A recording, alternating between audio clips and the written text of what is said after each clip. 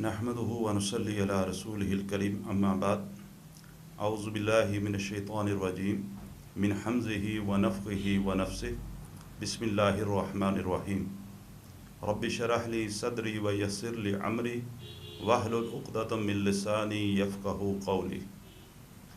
یہ دوسرا سوال جو مجھ تک پہنچا ہے، جس میں یہ پوچھا گیا ہے کہ دم کرنے کا شرعی طریقہ کیا ہے۔ دم کرنے کا طریقہ بتانے سے پہلے یہ سمجھنا ضروری ہے کہ جب بھی کوئی روحانی یا جسمانی بیماری ہو تو دم کس چیز کے ساتھ کیا جائے، وہ سمجھنا سب سے اہم ہے۔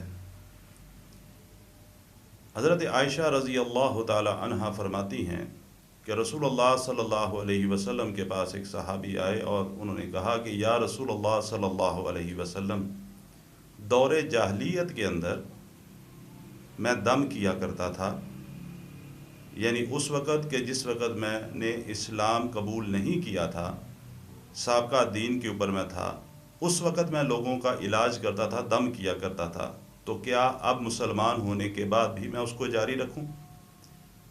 تو آپ صلی اللہ علیہ وسلم نے فرمایا کہ وہ دم مجھ پر پیش کرو۔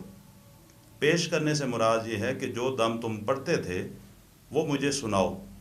تو اس صحابی نے وہ کلمات اللہ کے رسول صلی اللہ علیہ وسلم کو بتائے جو وہ دم کے دوران پڑھتا تھا۔ تو آپ صلی اللہ علیہ وسلم نے فرمایا کہ ہر وہ دم جس کے اندر شرکیہ الفاظ نہ ہوں وہ کیا جا سکتا ہے۔ ایسا کوئی الفاظ یا ایسا کوئی جملہ نہ ہو کہ جس کے اندر شرک شامل ہو، اس کو دم میں شامل نہیں کرنا چاہیے۔ ہر اس قرآن کی آیت سے دم کیا جا سکتا ہے، یا احادیث کے اندر جو دعائیں ملتی ہیں ان دعاؤں کو پڑھ کر دم کیا جا سکتا ہے۔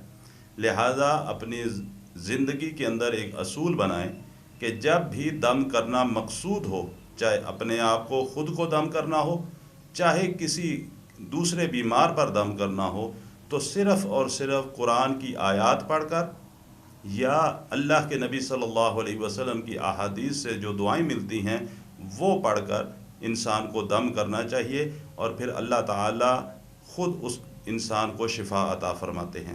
اللہ تعالیٰ مجھے آپ کو سنت کے مطابق زندگی بسر کرنے کی توفیق عطا فرمائے۔